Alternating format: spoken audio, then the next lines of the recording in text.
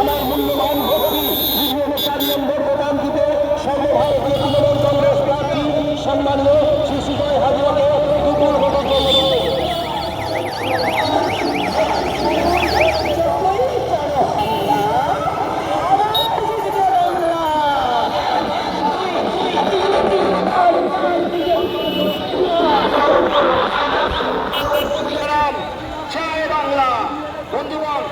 আসন্ন বিধানসভা নির্বাচনে 236।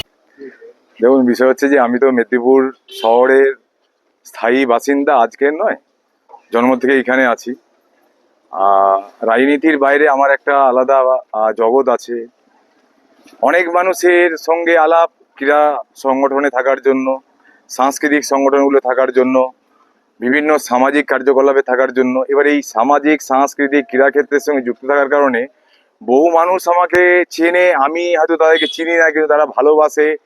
হয়তো বিভিন্ন কাজের সূত্রে, ধরুন এই এখন একজনকে গেলাম, ভুলে গেছি, সেই লোকটা এখনই আপনাদের সামনে বললো যে আমার যখন গাড়ি অ্যাক্সিডেন্ট হয়েছিল তখন আপনি এসে হাসপাতালে সব ট্রিটমেন্ট করে দিয়েছিলেন। তো তাকে দেখে আমি নিজেও চিনতে পারিনি।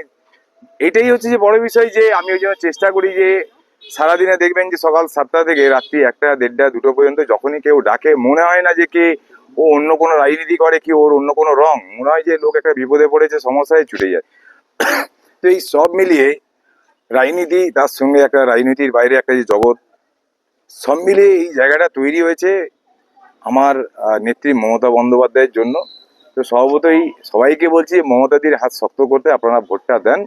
এবং দেখলেন আরেকজন বামপন্থী, তিনি বললেন যে আমি নিজে বামপন্থী শিক্ষক, বাট আমি চাই না যে অশান্তি আমাদের এই শান্তির শহরে তৈরি হোক, কারণ আমাদের এই মেদিনীপুর শহর অত্যন্ত শান্তির শহর। বাস্তবিকভাবেই এরা এলে যে অশান্তির বাতাবরণ তৈরি করার চেষ্টা চলছে, দেখতেই পাচ্ছেন যে যে ধরনের অশান্তি একটা গোটা শহর জুড়ে তৈরি করার চেষ্টা করছে। রাজনৈতিকভাবে লড়াই করুক, কোনো অসুবিধা নেই। রাজনীতিতে মানুষ মানুষের কথা বলবে, রাজনৈতিক দল তাদের কথা বলবে, কিন্তু রাজনীতির কথা না বলে কোথাও গিয়ে একটা মানুষে মানুষে বিভাজনের কথা যেভাবে বলা হচ্ছে, এটা সবার জন্য খারাপ। যারা এই মেদিনীপুর শহরে থাকেন তাদের আমি সবার কাছে অনুরোধ করবো যে দেখুন, গণতান্ত্রিক দেশে মানুষ তার অধিকার প্রয়োগ করবে, এটা সংবিধান তাকে রাইট দিয়েছে।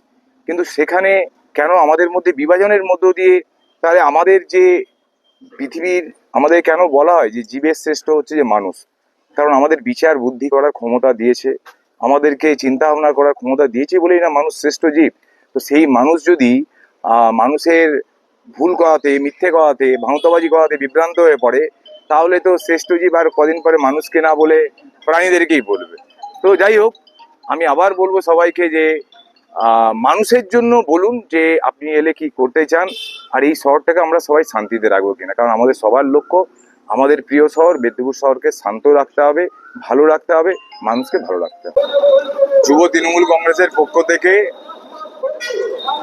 মেদিনীপুর বিধানসভার প্রার্থীর সমর্থনে গোটা শহর জুড়ে আগামী কদিন ধরে আমাদের এই প্রচার র্যালির যে গাড়িগুলো, এই গাড়িগুলো শহর জুড়ে পরিক্রমা করবে।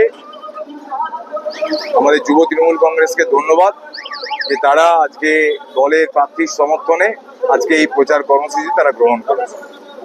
12টা টোটো আজকে মেদিনীপুর শহরে 24-25টা ওয়ার্ডে ঘুরবে। সব মিলিয়ে একটাই লক্ষ্য যে প্রার্থীর প্রচারে লাস্ট দিন পর্যন্ত আমাদের এই প্রচারটাকে একদম চূড়ান্ত পর্যায়ে নিয়ে যাবে।